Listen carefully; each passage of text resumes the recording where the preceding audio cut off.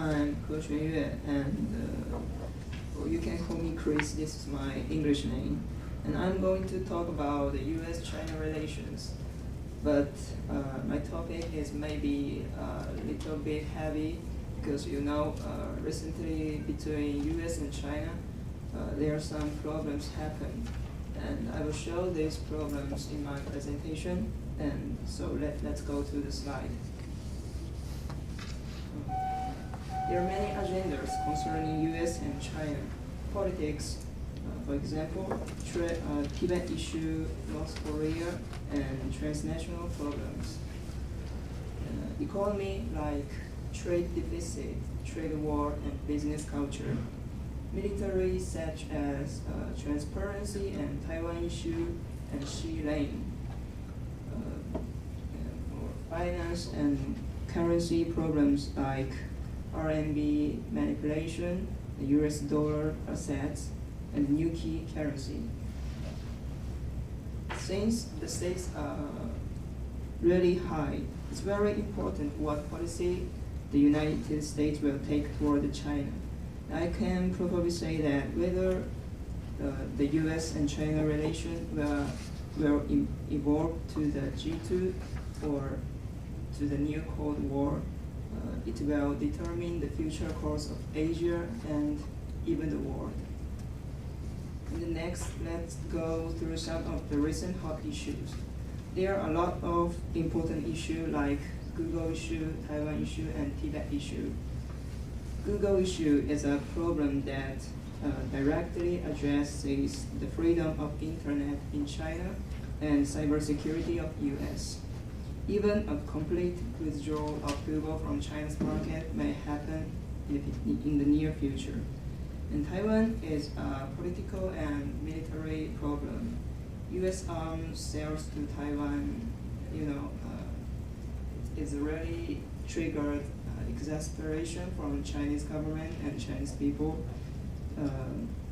because it will worsen the China-Taiwan relation and the military power balance of the Taiwan Strait. And Tibet issue is mainly related to politics. The Tibet leader, Dalai Lama's visiting to the White House the other day was so controversial that the whole bilateral relations can be damaged severely. And from this thing, we can see U.S. and China relation now becoming worse than before, and in fact, it's deteriorating rapidly. So, therefore, it seems the G2 of U.S. and China is just a mirage. Let's go on to the next slide. In this slide, we can find some clear difference between U.S. policy toward China and China's policy toward U.S.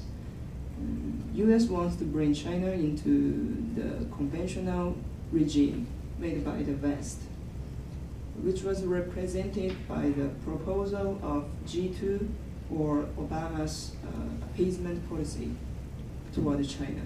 But however, it seems that due to the continual trade imbalance and the growing influence of China all over the world, the Obama administration changed its lukewarm stance to a harsh one.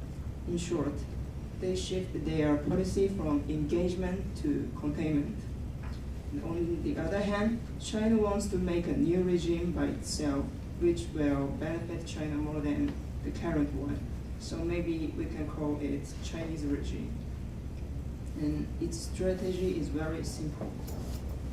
While insisting on the notion of peaceful rise, once they become a more powerful state, they will go along its own course, which may contradict the conventional international rules.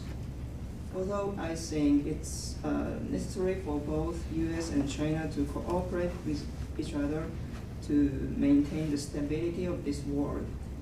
If this situation is not changed, US and China may inevitably have a lot of critical conflicts in the future.